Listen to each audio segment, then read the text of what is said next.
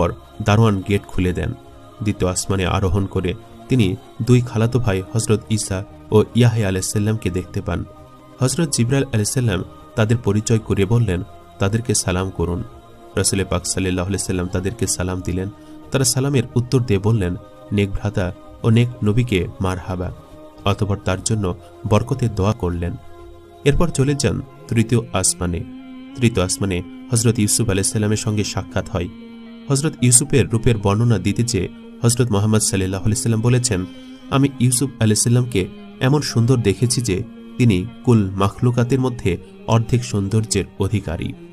এরপর চলে যান চতুর্থ আসমানে। সেখানে দেখা যায় হজরত ইদ্রিস আলাইহিসসালামের সাথে। এইভাবে পঞ্চম আসমানে হজরত হারুন আলাইহিসসালামের সঙ্গে এবং ষষ্ঠ আসমানে হজরত মুসা আলাইহিসসালামের সঙ্গে এবং সপ্তম আসমানে হজরত ইব্রাহিম আলাইহিসসালামের সঙ্গে সাক্ষাৎ হয়। তিনি বাইতুল মামুরের দরজায় হেলান দিয়ে বসেছিলেন। হজরত জিবরাইল আলাইহিসসালাম বললেন, তিনি হজরত ইব্রাহিম, তাকে সালাম করুন। রাসূল সাল্লাল্লাহু আলাইহি সাল্লাম তাকে সালাম দিলেন। হজরত ইব্রাহিম আলাইহিসসালাম সালামের উত্তর দিয়ে বললেন, নেক সন্তান ও নেক নবীকে মারহাবা। বাইতুল্লাহ শরীফের বরাবর প্রত্যেক আকাশে একটি করে আল্লাহর ঘর আছে।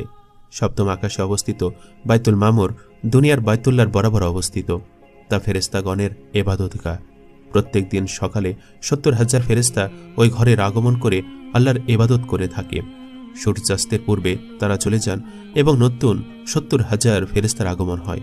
তারা ফজরের সময় চলে যান, আবার নতুন ৭০,০০০ আগমন করেন। কিয়ামত পর্যন্ত এ নিয়ম চলতে থাকবে, কিন্তু কোনো একজন ফেরেশতা দ্বিতীয়বার আসার সুযোগ পাবে না। সেখানে হজরত মুহাম্মদ সাল্লাল্লাহু আলাইহি সাল্লাম হজরত ইব্রাহিম আলাইহিস সালামের তত্ত্বাবধানে কতগুলো ছোট ছোট শিশু দেখতে পেলেন। হজরত জিবরাইল আলাইহিস সালামকে জিজ্ঞেস করা হলে তিনি বললেন, তারা ঈমানদার গণের সন্তান, যারা নাবালক অবস্থায় মৃত্যুবরণ করেছে। সেখানে তারা কিছুক্ষণ আলাপ করলেন, এরপর বিদায় নিয়ে আরও উপরে উঠতে শুরু করলেন। অতঃপর সিদরাতুল মুনতাহায় গিয়ে পৌঁছালেন। সিদরাতুল মুনতাহার নিকট জিবরাইল আলাইহিস সালামকে রাসূল সাল্লাল্লাহু আলাইহি সাল্লাম তার আসল চেহারায় দেখতে পান, যে চেহারার উপর আল্লাহ তাআলা তাকে সৃষ্টি করেছেন। রাসূল সাল্লাল্লাহু আলাইহি সাল্লাম দেখলেন হযরত জিবরাইল আলাইহিস সালামের ৬০০ পাখা, একটি পাখায় দিগন্তকে আচ্ছাদিত করে রেখেছে। হযরত জিবরাইল আলাইহিস সালাম যখন পাখাসমূহ হরকত দিয়েছিলেন, তখন অজস্র ধারায় ইয়াকুত ও হরিদ্রা বর্ণের মতি ছড়িয়ে পড়ল, যার সংখ্যা আল্লাহ ব্যতীত আর কেউ নির্ণয় করতে পারে না। কিছুক্ষণ পর সেখানে রফরফ এসে উপস্থিত হল। রফরফ সবুজ বর্ণের একটি ফরাশ বা সিংহাসন। তখন হযরত জিবরাইল আলাইহিস সালাম বললেন, এখন আমি আপনার নিকট হতে বিদায় নিচ্ছি, এটা আমার শেষ সীমা। এখন শুধু আপনি আর আপনার পরওয়ারদিগার। তখন রাসূল সাল্লাল্লাহু আলাইহি ওয়াসাল্লাম বললেন, হে জিবরাইল, আপনি কেন আমাকে ছেড়ে যাচ্ছেন? এ পর্যন্ত আমার নিকট হতে কোনো প্রকার দুর্ব্যবহার পেয়েছেন কি? হযরত জিবরাইল আলাইহিস সালাম বললেন, আমি যদি কেশ পরিমাণ উপরে যাই, তাহলে আল্লাহর তাজাল্লি আমাকে জ্বালিয়ে ভস্ম করে দিবে। অতঃপর রাসূল সাল্লাল্লাহু আলাইহি সাল্লাম বললেন, রফরফে আরোহণ করে আমাকে আরশের দিকে উঠানো হলো। আরশের নিকটবর্তী হলে আমার মুখে একটি বিন্দু পতিত হলো। তা এত মধুর যে সৃষ্ট জগতে এর চেয়ে মধুর বস্তুর স্বাদ কেউ গ্রহণ করেনি। সেখানে এমন এক মহান নিদর্শন দেখতে পেলাম, যা মানবের ভাষায় বর্ণনা করা যায় না। এক পর্যায়ে তিনি এক জায়গায় গিয়ে দেখলেন, দীর্ঘ আকৃতি বিশিষ্ট একজন ফেরেশতা চেয়ারে বসে আছেন। তার হাতে রয়েছে একটি নূরের ঝলক, আর পাশে একটি বিরাট গাছ, যাকে বলা হয় সাদারাতুল ইয়াকিন।